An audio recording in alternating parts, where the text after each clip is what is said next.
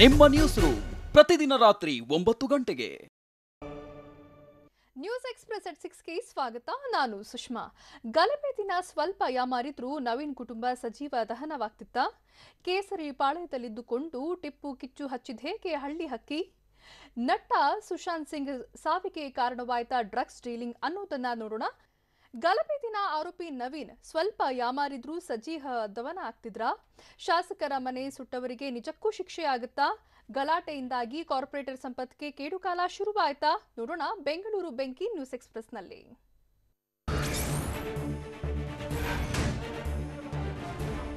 ಕೆಜಿಹಳ್ಳಿ ಮತ್ತು DJ Halli ಗಲಭೆಗೆ ಕಾರಣವಾಗಿದ್ದ Naveen Facebook post ಪ್ರಕರಣದ ಇಂಚಿಂಚು ಮಾಹಿತಿ ಬಯಲಾಗ್ತಿದೆ. ಗಲಾಟೆ ದಿನ ನವೀನ್ನನ್ನ ಪೊಲೀಸರು ವಶಕ್ಕೆ ಪಡೆದು ವಿಚಾರಣೆ ನಡೆಸುತ್ತಿದ್ರು. ಆದರೆ ಈ ವೇಳೆ ನೂರಾರು ಗಲಭೆಕೋರರು ನವೀನ್ ಮನೆಗೆ ನುಗ್ಗಲು ಯತ್ನಿಸಿದ್ರಂತೆ. ಆಗ ನವೀನ್ ತಾಯಿ ಹೊರಗೆ ಹೋಗ್ತಿದ್ದಂತೆ ಕಿಡಿಗೇಡಿಗಳು ನವೀನ್ ಮನೆಗೆ ಬೆಂಕಿ ಇಟ್ಟಿದ್ರು.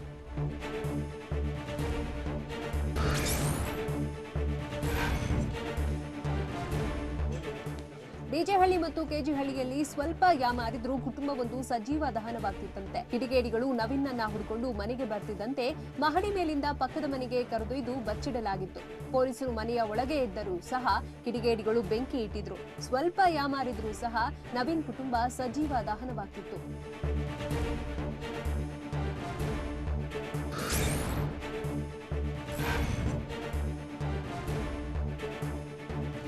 ಮನೆಗೆ ಬೆಂಕಿ ಇಟ್ಟ ಬಗ್ಗೆ ಮಾತನಾಡಿರುವ ಶಾಸಕ ಅಖಂಡ ಶ್ರೀನಿವಾಸ ಮೂರ್ತಿ, ದೇವರಲ್ಲಿ ನಂಬಿಕೆ ಇದೆ, ತಪ್ಪಿತಸ್ಥರಿಗೆ ಶಿಕ್ಷೆ ಆಗುತ್ತೆ ಅಂತ ಹೇಳಿದ್ದಾರೆ. ಪೊಲೀಸ್ ಕಮಿಷನರ್ ಕಮಲ್ ಪಂತ್ ಭೇಟಿ ಬಳಿಕ ಮಾತನಾಡಿದ ಶಾಸಕ ಅಖಂಡ, ಪ್ರಕರಣದ ತನಿಖೆ ಬಗ್ಗೆ ತಿಳಿಯಲು ಕಮಿಷನರ್ ಭೇಟಿಯಾಗಿದ್ದೆ. ನಮ್ಮ ಮನೆ ಸುಟ್ಟ ನೋವಿದೆ, ತಪ್ಪಿತಸ್ಥರಿಗೆ ಶಿಕ್ಷೆಯಾಗಬೇಕು ಅಂತ ಅಖಂಡ ಆಗ್ರಹಿಸಿದ್ರು.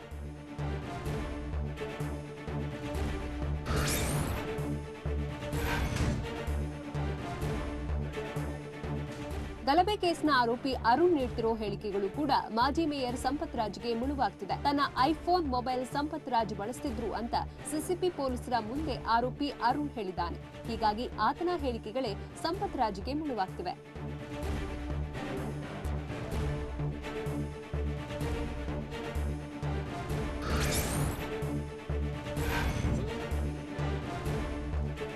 ಕೆಜಿಹಳ್ಳಿ ಮತ್ತು ಡಿಜೆಹಳ್ಳಿ ಗಲಭೆ ಕೇಸ್ ಹಾಗೂ ಶಾಸಕ ಅಖಂಡ ಶ್ರೀನಿವಾಸ್ ಮನೆ ಧ್ವಂಸ ಪ್ರಕರಣದಲ್ಲಿ ಅರುಣ್ ರಾಜ್ ಪ್ರಮುಖ ಆರೋಪಿಯಾಗಿದ್ದಾರೆ.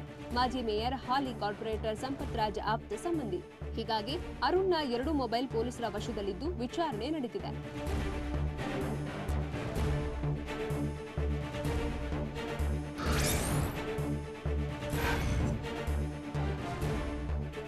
ಆರೋಪಿ ಅರುಣ್ ಬಳಸಿದ ಮೊಬೈಲ್ಗಳ ಪೈಕಿ ಸ್ಯಾಮ್ಸಂಗ್ ಫೋನ್ನಲ್ಲಿನ ಡಾಟಾ ಪೊಲೀಸರ ಕೈಗೆ ಸಿಕ್ಕಿದೆ. ಆದರೆ ಐಫೋನ್ನಲ್ಲಿರುವ ಡಾಟಾ ಮಾತ್ರ ಪೊಲೀಸರ ಕೈಗೆ ಸಿಕ್ಕಿಲ್ಲ. ಸಿಐಡಿ ಮತ್ತು ಸಿಸಿಬಿ ಟೆಕ್ನಿಕಲ್ ಸೆಂಟರ್ನಲ್ಲಿ ಐಫೋನ್ ಡಾಟಾ ರಿಟ್ರೀವ್ ಆಗ್ತಿಲ್ಲ. ಹೀಗಾಗಿ ಅರುಣ್ನ ಐಫೋನ್ ಮೊಬೈಲ್ ಅನ್ನು ತ್ರಿವೇಂದ್ರಂಗೆ ಕಳುಹಿಸಲಾಗಿದೆ.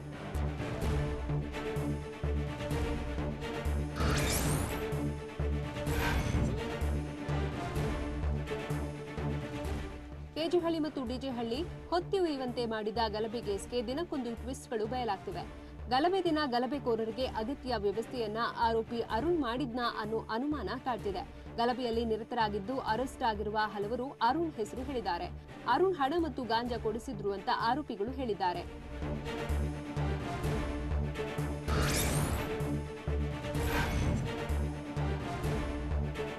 ಕೆಜಿಹಳ್ಳಿ ಮತ್ತು ಡಿಜೆಹಳ್ಳಿಯಲ್ಲಿ ಗಲಾಟೆ ನಡೆಯಲು ಕಾಂಗ್ರೆಸ್ ಕಾರಣವಲ್ಲ, ಗಲಭೆಯಲ್ಲಿ ನಮ್ಮ ಪಕ್ಷದ ಕೈವಾಡವಿಲ್ಲ ಅಂತ ಕೆಪಿಸಿಸಿ ಕಾರ್ಯಾಧ್ಯಕ್ಷ ಈಶ್ವರ್ ಖಂಡ್ರೆ ಹೇಳಿದ್ದಾರೆ. ಎಸ್ಡಿಪಿಐ ಬಿಜೆಪಿಯ ಬಿ ಟೀಮ್ ಎಂದ ಈಶ್ವರ ಖಂಡ್ರೆ ಎಸ್ಡಿಪಿಐ ಅಭ್ಯರ್ಥಿ ಎಲ್ಲಿ ಹಾಕಬೇಕೆಂದು ನಿರ್ಧರಿಸುತ್ತಾರೆ. ಯಾರು ಗಲಾಟೆ ಮಾಡಿಸಿದರೆಂದು ಬಹಿರಂಗವಾಗಬೇಕು ಅಂತ ಖಂಡ್ರೆ ಆಗ್ರಹಿಸಿದರು.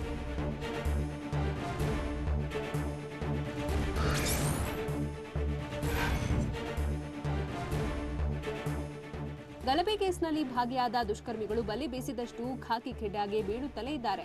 ಇವತ್ತು ಕೂಡ ಮತ್ತೆ 9 ಆರೋಪಿಗಳನ್ನು ಪೊಲೀಸರು ಬಂಧಿಸಿದ್ದಾರೆ. ಡಿಜೆಹಳ್ಳಿ ಪೊಲೀಸರಿಂದ 5, ಸಿಸಿಬಿಯಿಂದ 4 ಆರೋಪಿಗಳನ್ನು ಸೆರೆ ಹಿಡಿಯಲಾಗಿದೆ. ನವೀನ್ ನಿವಾಸ ಧ್ವಂಸ, ಡಿಜೆಹಳ್ಳಿ ಠಾಣೆಗೆ ಬೆಂಕಿ ಹಚ್ಚುವಾಗ ಭಾಗಿಯಾಗಿದ್ದ ಬಂಧಿತರ ಸಂಖ್ಯೆ 412ಕ್ಕೆ ಏರಿಕೆಯಾಗಿದೆ.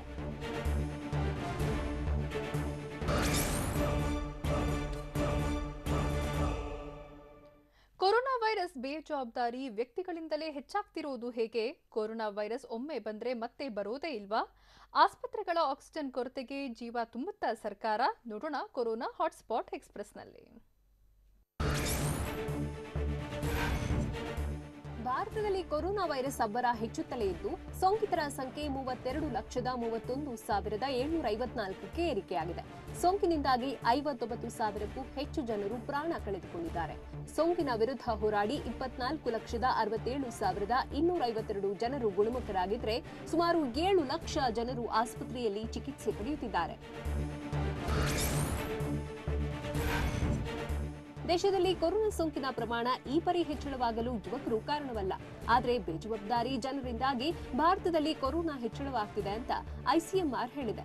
ಕೆಲವರು ಮಾಸ್ಕ್ ಧರಿಸದೆ, ದೈಹಿಕ ಅಂತರ ಕಾಪಾಡಿಕೊಳ್ಳದೆ ಕೊರೋನಾವನ್ನ ಹರಡುತ್ತಿರುವುದಾಗಿ ಐಸಿಎಂಆರ್ನ ಮುಖ್ಯಸ್ಥ ಬಲರಾಮ್ ಭಾರ್ಗವ್ ಹೇಳಿದ್ದಾರೆ.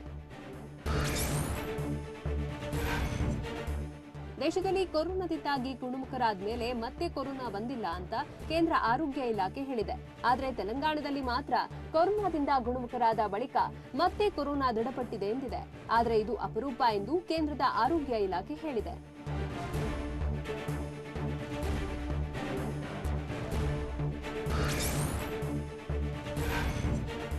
ದೇಶದಲ್ಲಿ ಕೇವಲ ನಗರ ಪ್ರದೇಶಗಳಿಗಷ್ಟೇ ಸೀಮಿತವಾಗಿದ್ದ ಕೊರೋನಾ ಈಗ ಗ್ರಾಮೀಣ ಭಾಗಕ್ಕೂ ವಕ್ಕರಿಸಿಕೊಂಡಿದೆ.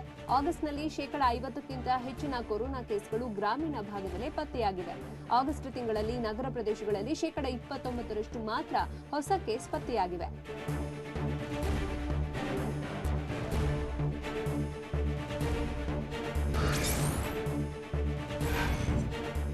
ಕೊರೋನಾ ಸೋಂಕಿನಿಂದಾಗಿ ಕೆಪಿಸಿಸಿ ಅಧ್ಯಕ್ಷ ಡಿಕೆ ಶಿವಕುಮಾರ್ ಆಸ್ಪತ್ರೆಯಲ್ಲಿ ಚಿಕಿತ್ಸೆ ಪಡೆಯುತ್ತಿದ್ದಾರೆ.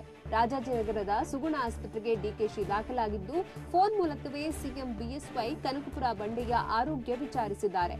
ಆದಷ್ಟು ಬೇಗ ಚೇತರಿಸಿಕೊಳ್ಳುವಂತೆ ಬಿಎಸ್ ಯಡಿಯೂರಪ್ಪ ಶುಭ ಹಾರೈಸಿದ್ದಾರೆ.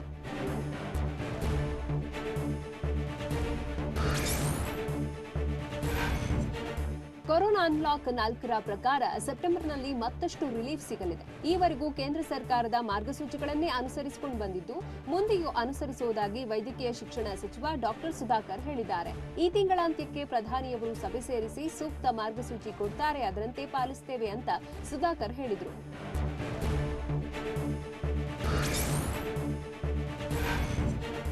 ಕೊರೋನಾ ವೈರಸ್ ಯಾರೊಬ್ಬರನ್ನು ಬಿಡದೆ ವಕ್ಕರಿಸಿಕೊಳ್ತಿದ್ದು, ಜನಸಾಮಾನ್ಯರಿಂದ ಹಿಡಿದು ಜನನಾಯಕರಿಗೂ ಅಂಟಿಕೊಳ್ತಿದೆ. ಹಾಸನ ಜಿಲ್ಲೆಯ ಬೇಲೂರು ಕ್ಷೇತ್ರದ ಜೆಡಿಎಸ್ ಶಾಸಕರಿಗೂ ಕೊರೋನಾ ಪಾಸಿಟಿವ್ ಬಂದಿದೆ. ಸೋಂಕಿನ ಲಕ್ಷಣಗಳು ಕಾಣಿಸಿಕೊಂಡ ಬೆನ್ನಲ್ಲೇ ಕೋವಿಡ್ ಟೆಸ್ಟ್ ಮಾಡಿಸಿದ್ರು. ಸದ್ಯ ಬೆಂಗಳೂರಿನ ಕೋವಿಡ್ ಆಸ್ಪತ್ರೆಗೆ ಶಾಸಕ ಲಿಂಗೇಶ್ರನ್ನ ದಾಖಲಿಸಿ ಚಿಕಿತ್ಸೆ ನೀಡಲಾಗುತ್ತಿದೆ.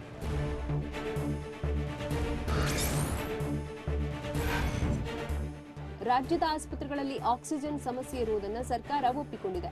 ಕೊರೋನಾ ಸೋಂಕಿತರಿಗೆ ಇತರ ರೋಗಿಗಳಿಗೆ ಆಕ್ಸಿಜನ್ ಅಗತ್ಯವಾಗಿದ್ದು, ಬೇಡಿಕೆಗೆ ತಕ್ಕಂತೆ ಮೆಡಿಕಲ್ ಆಕ್ಸಿಜನ್ ಸರಬರಾಜು ಆಗ್ತಿಲ್ಲ. ಹೀಗಾಗಿ ಆಕ್ಸಿಜನ್ ಪೂರೈಕೆಗೆ ಬಳಸುವ ಸಿಲಿಂಡರ್ ಅಭಾವ ಹೆಚ್ಚಾಗಿದೆ. ಕೈಗಾರಿಕೆಗಳಲ್ಲಿ ಬಳಸುವ ಆಕ್ಸಿಜನ್ ಸಿಲಿಂಡರ್ ಬಳಕೆಗೆ ಸೂಚಿಸಲಾಗಿದೆ. ಬಿಬಿಎಂಪಿ ಕಾರ್ಪೊರೇಟರ್ಗಳ 2 ಪೋಸ್ಟ್ಗೆ ಸಿಗುತ್ತಾ ಬ್ರೇಕ್? ಬೆಂಗಳೂರಿನಲ್ಲಿ ರಾತ್ರೋರಾತ್ರಿ ಮೆಡಿಕಲ್ ಸೀಟ್ ಬ್ಲಾಕಿಂಗ್ ನಡೆದಿದ್ದು ಹೇಗೆ? ಇನ್ಸ್ಪೆಕ್ಟರ್ ವರ್ಗಾವಣೆಯಲ್ಲಿ ಶಾಸಕರಿಬ್ಬರ ಹಗ್ಗಜಗ್ಗಾಟ. ಇವೆಲ್ಲವನ್ನು ನೋಡೋಣ ಬೆಂಗಳೂರು ನ್ಯೂಸ್ ಎಕ್ಸ್‌ಪ್ರೆಸ್‌ನಲ್ಲಿ. ಬಿಬಿಎಂಪಿಗೆ ಪ್ರತ್ಯೇಕ ಕಾಯ್ದೆ ರೂಪಿಸಲು ಶಾಸಕ ರಘು ನೇತೃತ್ವದಲ್ಲಿ ಸಮಿತಿ ರಚನೆ ಮಾಡಲಾಗಿದೆ. ಸಮಿತಿಯಲ್ಲಿರುವ ಸದಸ್ಯರಿಂದ ಹೊಸ ಕಾಯ್ದೆಯಲ್ಲಿ ಮಹತ್ವದ ಬದಲಾವಣೆ ತರಲು ಚರ್ಚೆ ನಡೆದಿದ್ದು, ಒಬ್ಬ ಕಾರ್ಪೊರೇಟರ್ಗೆ ಒಂದೇ ಸ್ಥಾನ ಅಂತ ಹೇಳಲಾಗಿದೆ. ಬಿಬಿಎಂಪಿಯ ಪಾಲಿಕೆ ಸದಸ್ಯರು ವಿಧಾನಸಭೆ, ಲೋಕಸಭೆ ಚುನಾವಣೆಗೆ ಸ್ಪರ್ಧಿಸುತ್ತಿದ್ದು, ಚುನಾವಣೆಯಲ್ಲಿ ಗೆದ್ದರೂ ಕಾರ್ಪೊರೇಟರ್ ಸ್ಥಾನ ಬಿಟ್ಟುಕೊಡ್ತಿಲ್ಲ.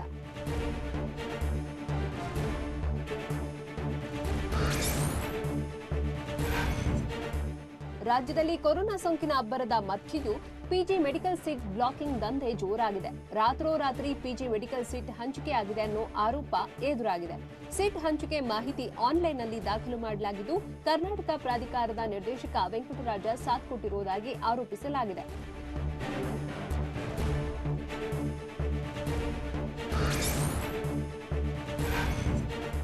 ಮಲ್ಲೇಶ್ವರಂನ ಕರ್ನಾಟಕ ಪರೀಕ್ಷಾ ಪ್ರಾಧಿಕಾರದಲ್ಲಿ ನಡೆದ ಕೌನ್ಸೆಲಿಂಗ್ನಲ್ಲಿ 176 ಸೀಟುಗಳಿಗೆ ಪಿಜಿ ಮೆಡಿಕಲ್ ಕೌನ್ಸೆಲಿಂಗ್ ನಡೆಸಲಾಗಿದೆ. ಫಿಸಿಕಲ್ ವೆರಿಫಿಕೇಷನ್ ಮೂಲಕ ಕೌನ್ಸೆಲಿಂಗ್ ನಡೆಸಲಾಗಿದೆ.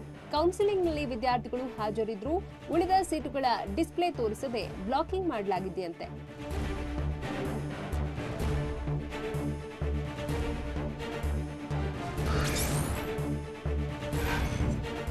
ವರ್ಗಾವಣೆ ವಿಚಾರದಲ್ಲಿ ಪರಪ್ಪನ ಅಗ್ರಹಾರ ಪೊಲೀಸ್ ಸ್ಟೇಷನ್ ವಿವಾದದ ಕೇಂದ್ರ ಬಿಂದುವಾಗಿದೆ.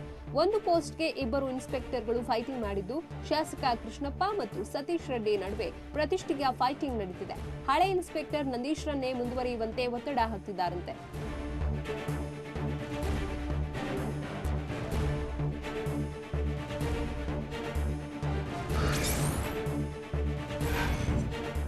ಕೊರೋನಾ ವೈರಸ್ ಭೀತಿಯಿಂದಾಗಿ ಶಾಲೆಗಳು ಬಂದ್ ಆಗಿದ್ದು, ಖಾಸಗಿ ಶಾಲೆಗಳ ಶಿಕ್ಷಕರಿಗೆ ವೇತನ ಸಿಗ್ತಿಲ್ಲ.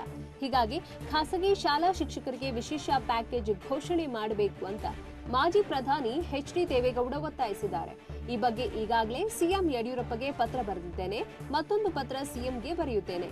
ಇಂತಹ ಸಮಯದಲ್ಲಿ ಸರ್ಕಾರ ಮಾನವೀಯತೆ ಪ್ರದರ್ಶನ ಮಾಡಬೇಕು ಅಂತ ಹೇಳಿದರು.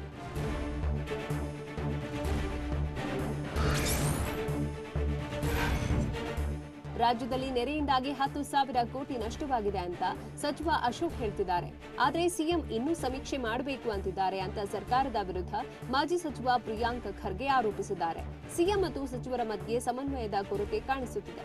ಆಪರೇಷನ್ ಕಮಲ ಮಾಡುವುದಕ್ಕೆ ಸಮನ್ವಯತೆ ಇತ್ತು, ಯಾರಿಗೆ ಎಷ್ಟು ಕೊಡಬೇಕು, ಎಲ್ಲಿಗೆ ಕಳುಹಿಸಬೇಕೆಂದು ಪ್ಲಾನ್ ಇತ್ತು ಅಂತ ಟೀಕಾ ಪ್ರಹಾರ ನಡೆಸಿದ್ದಾರೆ.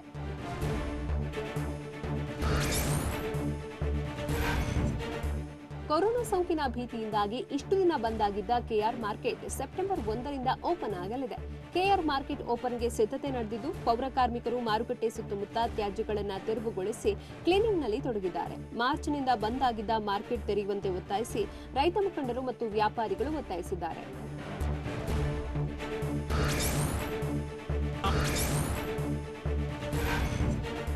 ಕಬ್ಬನ್ ಪಾರ್ಕ್ನಲ್ಲಿ ಸಂಪೂರ್ಣ ವಾಹನ ಸಂಚಾರ ನಿಷೇಧಿಸುವಂತೆ ಸಿಎಂ ಬಿಎಸ್ ಯಡಿಯೂರಪ್ಪಗೆ ಪತ್ರ ಬರೆಯಲಾಗಿದೆ. ಸಂಚಾರಿ ಪೊಲೀಸರ ಮನವಿ ಮೇರೆಗೆ ಸೋಮವಾರದಿಂದ ವಾಹನ ಸಂಚಾರಕ್ಕೆ ಅನುವು ಮಾಡಿಕೊಡಲಾಗಿತ್ತು. ಆದರೆ ವಾಹನ ಸಂಚಾರಕ್ಕೆ ಅನುಮತಿ ನೀಡದಂತೆ ವಾಕರ್ಸ್ ಅಸೋಸಿಯೇಷನ್ ಮಂಗಳವಾರ ಪ್ರತಿಭಟನೆ ನಡೆಸಿದರು.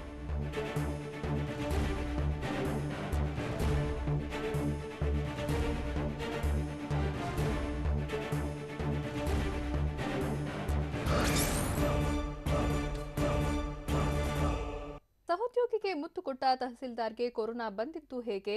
ತಣ್ಣಗಿದ್ದ ರಾಜ್ಯದಲ್ಲಿ ಟಿಪ್ಪು ಸುಲ್ತಾನ್ ಕಿಡಿ ಹೊತ್ತಿಸಿದ್ದ ಹಳ್ಳಿ ಹಕ್ಕಿ? ಶಾಸಕ ರೇಣುಕಾಚಾರ್ಯ ಮಾಡಿದ ಎಡವಟ್ಟಾದ್ರೂ ಏನು?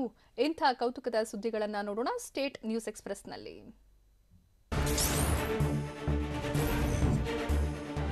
ತಹಶೀಲ್ದಾರ್ ಕಚೇರಿಯಲ್ಲಿಯೇ ಸಹೋದ್ಯೋಗಿಗೆ ಕಿಸ್ ಕೊಟ್ಟಿರುವ ಘಟನೆ ಕೊಪ್ಪಳ ಜಿಲ್ಲೆಯ ಕುಷ್ಟಗಿಯಲ್ಲಿ ನಡೆದಿದೆ. ಈ ಘಟನೆಯ ಹಿನ್ನೆಲೆಯಲ್ಲಿ ತಹಶೀಲ್ದಾರ್ ಗುರುಬಸವರಾಜ್ ವಿರುದ್ಧ ತೀವ್ರ ಆಕ್ರೋಶ ವ್ಯಕ್ತವಾಗುತ್ತಿದ್ದು, ಮುತ್ತು ಕೊಟ್ಟಿರುವ ವಿಡಿಯೋ ಎಲ್ಲೆಡೆ ವೈರಲ್ ಆಗ್ತಿದೆ. 8 ತಿಂಗಳ ಹಿಂದಿನ ವಿಡಿಯೋ ಈಗ ವೈರಲ್ ಆಗಿದ್ದು, ಗುರುಬಸವರಾಜ್ ಸದ್ಯ ಕೊಪ್ಪಳ ನಗರಾಭಿವೃದ್ಧಿ ಕೋಶ ಇಲಾಖೆಯಲ್ಲಿದ್ದಾರೆ.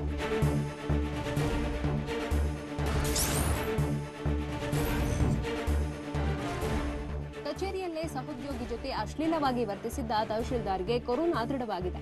ಹಳೆಯ ವಿಡಿಯೋ ಈಗ ವೈರಲ್ ಆಗುವ ಸುದ್ದಿ ಬರ್ತಿದ್ದಂತೆ ಗುರು ಬಸವರಾಜ್ ಎಲ್ಲಿದ್ದಾರೆಂದು ಹುಡುಕಾಟ ನಡೆದಿತ್ತು. ಅಷ್ಟರಲ್ಲಾಗಲೇ ಗುರು ಬಸವರಾಜ್ಗೆ ಕೊರೋನಾ ಬಂದಿದ್ದು ಕ್ವಾರಂಟೈನ್ ಆಗಿದ್ದಾರಂತೆ. ಪ್ರಸ್ತುತ ಕೊಪ್ಪಳ ನಗರಾಭಿವೃದ್ಧಿ ಕೋಶ ಇಲಾಖೆ ಗ್ರೇಡ್ 2 ತಹಶೀಲ್ದಾರ್ ಆಗಿ ಕೆಲಸ ಮಾಡ್ತಿದ್ದಾರೆ.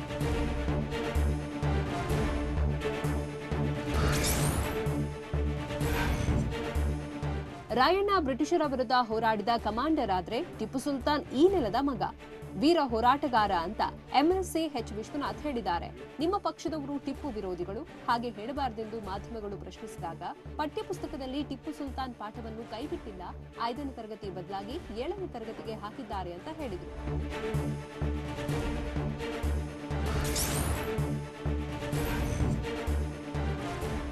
ಅತ್ತ BJP MLC H Vishwanath Tipu ಸುಲ್ತಾನ್ರನ್ನ ಹಾಡಿ ಹೊಗಳಿದ್ರೆ, ಇತ್ತ ಸಂಸದೆ ಶೋಭಾ ಕರಂದ್ಲಾಜೆ ಮಾತ್ರ ಟಿಪ್ಪು ಒಬ್ಬ ಮತಾಂಧ, ಆತ ಕರ್ನಾಟಕದ ವಿರೋಧಿ ಅಂತ ಕಿಡಿಕಾರಿದ್ದಾರೆ.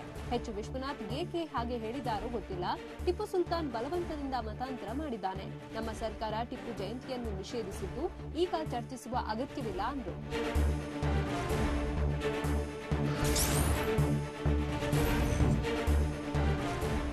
ಜಿಲ್ಲಾಡಳಿತದ ನಿಷೇಧದ ಮಧ್ಯೆಯೂ ಯಾದಗಿರಿ ನಗರದಲ್ಲಿ ಭರ್ಜರಿಯಾಗಿ ಕುರಿ ಸಂತೆ ನಡೆದಿದೆ. ನಗರದ ಹೈದರಾಬಾದ್ ರಸ್ತೆಯಲ್ಲಿರುವ ಕೃಷಿ ಮಾರುಕಟ್ಟೆ ಸಮೀಪದಲ್ಲೇ ನಡೆದಿರುವ ಸಂತೆಯಲ್ಲಿ ನೂರಾರು ಜನ ಭಾಗವಹಿಸಿದ್ರು. ನಗರ ಸೇರಿದಂತೆ ಗ್ರಾಮಾಂತರ ಭಾಗದಿಂದ ಬಂದಿದ್ದ ನೂರಾರು ಜನ ಸಾಮಾಜಿಕ ಅಂತರ ಹಾಗೂ ಮುಖಕ್ಕೆ ಮಾಸ್ಕ್ ಧರಿಸಿಕೊಳ್ಳದೆ ಸಂತೆಯಲ್ಲಿ ಭಾಗವಹಿಸಿದ್ರು.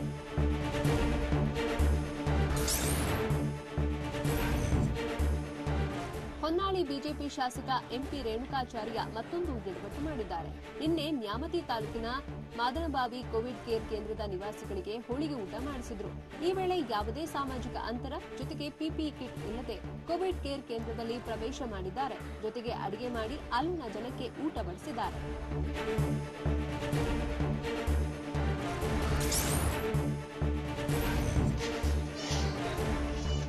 ಬೆಳಗಾವಿಯ ಅಶೋಕನಗರದಲ್ಲಿ ಶಾರ್ಟ್ ಸರ್ಕ್ಯೂಟ್ನಿಂದಾಗಿ ವಿದ್ಯುತ್ ಕಂಬದಲ್ಲಿ ಬೆಂಕಿ ಹೊತ್ತಿಕೊಂಡು ಉರಿದ ಘಟನೆ ನಡೆದಿದೆ. ಇದೇ ವಿದ್ಯುತ್ ಕಂಬದಿಂದ ಮನೆಗಳಿಗೆ ಕನೆಕ್ಷನ್ ಇದ್ದು 10ಕ್ಕೂ ಅಧಿಕ ಮನೆಗಳ ಟಿವಿ ಸೇರಿದಂತೆ ಎಲೆಕ್ಟ್ರಿಕಲ್ ಸಾಮಗ್ರಿಗಳು ಸುಟ್ಟು ಹೋಗಿವೆ. ಸಾಕಷ್ಟು ಸಮಯ ಕಂಬದಲ್ಲಿ ಬೆಂಕಿ ಹೊತ್ತಿ ಉರಿದ ಪರಿಣಾಮ ಸ್ಥಳದಲ್ಲಿ ಆತಂಕದ ವಾತಾವರಣ ಕೂಡ ನಿರ್ಮಾಣವಾಗಿತ್ತು.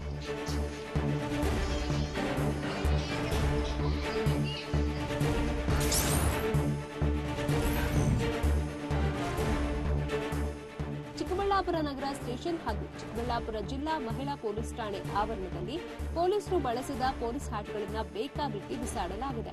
ಇನ್ನು ಊರಿಗೆಲ್ಲ ಬುದ್ಧಿ ಹೇಳೋ ಪೊಲೀಸರು ಠಾಣೆ ಆವರಣದಲ್ಲಿ ಕಸದ ರಾಶಿ ತುಂಬಿದ್ದು ಅದರಲ್ಲಿ ಹ್ಯಾಟ್ಗಳನ್ನು ಬಿಸಾಡಿದ್ದು ಸಾರ್ವಜನಿಕರ ಅಸಮಾಧಾನಕ್ಕೆ ಕಾರಣವಾಗಿದೆ.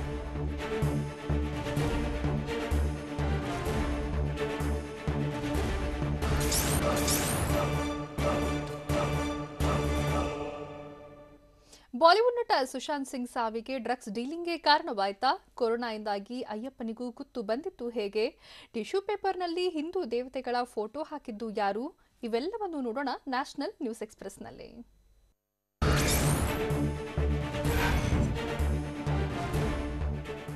ಕಳೆದ 22 ದಿನಗಳಿಂದ ಭಾರತದಲ್ಲಿ ಅಮೆರಿಕ, ಬ್ರೆಜಿಲ್ಗಿಂತ ಹೆಚ್ಚಿನ ಹೊಸ ಕೊರೋನಾ ಕೇಸ್ ಪತ್ತೆಯಾಗುತ್ತಿವೆ.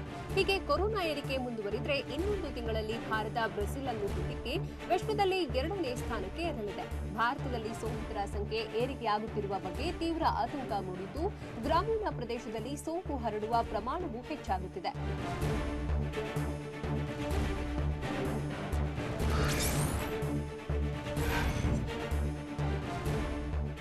ಇಂದು ಮಧ್ಯಾಹ್ನ ಬಿಜೆಪಿಯೇತರ ಮುಖ್ಯಮಂತ್ರಿಗಳ ಸಭೆ ನಡೆಯಲಿದೆ. ಈ ಸಭೆಯಲ್ಲಿ ದೇಶದಲ್ಲಿ ನೀಟ್, ಜೆಇಇ ಪರೀಕ್ಷೆ ಮುಂದೂಡಿಕೆಗೆ ಆಗ್ರಹಿಸಿ ವಿಪಕ್ಷದ ಸಿಎಂಗಳು ಚರ್ಚಿಸಿದರು. ಸೋನಿಯಾ ಗಾಂಧಿ ಮತ್ತು ಮಮತಾ ಬ್ಯಾನರ್ಜಿ ಆಯೋಜಿಸಿದ್ದ ಸಭೆಯಲ್ಲಿ ಕೊರೋನಾ ಲಾಕ್ಡೌನ್ ಪ್ರವಾಹದ ಮಧ್ಯೆ ನೀಟ್, ಜೆಇಇ ಪರೀಕ್ಷೆ ನಡೆಸಬಾರದು, ಮುಂದೂಡಬೇಕೆಂದು ವಿಪಕ್ಷದ ಸಿಎಂಗಳು ಒತ್ತಾಯಿಸಿದರು.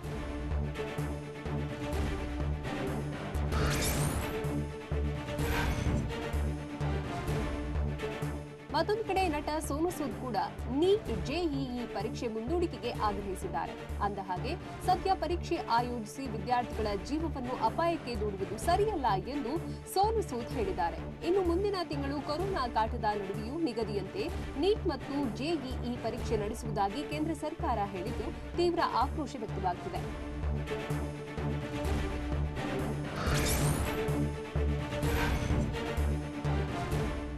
ಹಿಂದೂ ದೇವರ ಫೋಟೋಗಳನ್ನು ಟಿಶ್ಯೂ ಪೇಪರ್ ಆಗಿ ಬಳಸುತ್ತೇನೆ ಎಂದು ಸುಷ್ಮಿತಾ ಸಿನ್ಹಾ ಎನ್ನುವ ಯುವತಿಯೊಬ್ಬಳು ಹೇಳಿದ್ದಾಳೆ. ಈಕೆಯ ಮಾತಿಗೆ ಟ್ವಿಟರ್ನಲ್ಲಿ ಭಾರೀ ಆಕ್ರೋಶವೇ ವ್ಯಕ್ತವಾಗಿದೆ. ದೆಹಲಿಯ ಸುಷ್ಮಿತಾ ಸಿನ್ಹಾ ಬಂಧನಕ್ಕೆ ಜನರು ಆಗ್ರಹಿಸುತ್ತಿದ್ದಾರೆ. ಹಿಂದೂ ದೇವರುಗಳು ನಿಂದಿಸಿದ ಸುಷ್ಮಿತಾ ಸಿನ್ಹಾ ದೆಹಲಿಯಲ್ಲಿ ವಾಸ ಇದ್ದಾಳೆ. ಸುಷ್ಮಿತಾ ಸಿನ್ಹಾ ಹೇಳಿಕೆ ಸದ್ಯ ಭಾರೀ ವೈರಲ್ ಆಗ್ತಿದ್ದು ಆಕ್ರೋಶವೂ ಹೆಚ್ಚಾಗ್ತಿದೆ.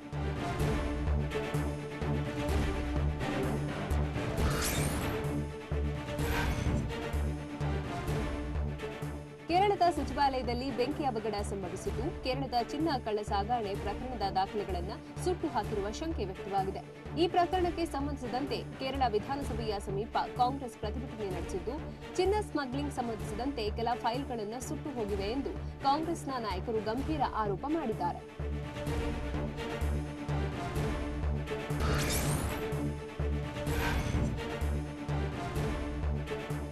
ನಟ ಸುಶಾಂತ್ ಸಿಂಗ್ ನಿಗೂಢ ಸಾವಿಗೆ ಮತ್ತೊಂದು ಟ್ವಿಸ್ಟ್ ಸಿಕ್ಕಿದ್ದು, ಸುಶಾಂತ್ ಸಿಂಗ್ ಸಾವಿಗೆ ಅತಿಯಾದ ಡ್ರಗ್ಸ್ ಸೇವನೆ ಕಾರಣವಾಯಿತಾ ಎಂಬ ಅನುಮಾನ ಮೂಡಿದೆ. ರಿಯಾ ಚಕ್ರವರ್ತಿಯ ವಾಟ್ಸ್ಆಪ್ ಚಾಟ್ಗಳು ಇಂತಹ ಅನುಮಾನ ಹುಟ್ಟುಹಾಕಿದೆ. ಡ್ರಗ್ಸ್ ಡೀಲಿಂಗ್ ಬಗ್ಗೆ ವಾಟ್ಸ್ಆಪ್ ಚಾಟಿಂಗ್ ಮಾಹಿತಿ ಬಹಿರಂಗವಾಗಿದೆ ಎನ್ನಲಾಗುತ್ತಿದ್ದು, ಸಿಬಿಐ ತಂಡ ತನಿಖೆಯನ್ನು ಮತ್ತಷ್ಟು ಚುರುಕುಗೊಳಿಸಿದೆ.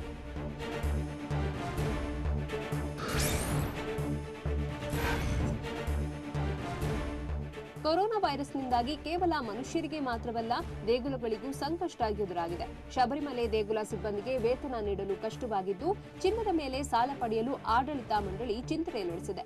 ಕೇರಳದ ಪಟ್ಟಣಂತಿಟ್ಟ ಜಿಲ್ಲೆಯಲ್ಲಿರುವ ಶಬರಿಮಲೆ ದೇಗುಲದಲ್ಲಿ ಕೊರೋನಾ ಸೋಂಕಿನ ಭೀತಿಯಿಂದಾಗಿ ಭಕ್ತರು ಹೆಚ್ಚಿನ ಸಂಖ್ಯೆ ಆಗಮಿಸುತ್ತಿಲ್ಲ. ಹೀಗಾಗಿ ನಷ್ಟ ಅನುಭವಿಸಿದೆ.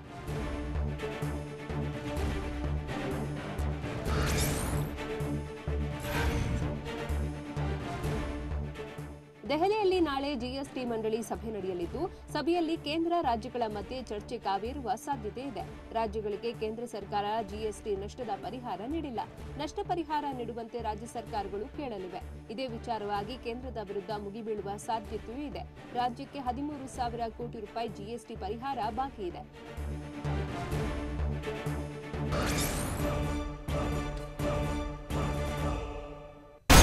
ಇನ್ಸೈಡ್ ಸುದ್ದಿ ಸೋಮವಾರದಿಂದ ಶನಿವಾರ ಸಂಜೆ 7 ಗಂಟೆಗೆ TV9 ನಲ್ಲಿ ಮಾತ್ರ.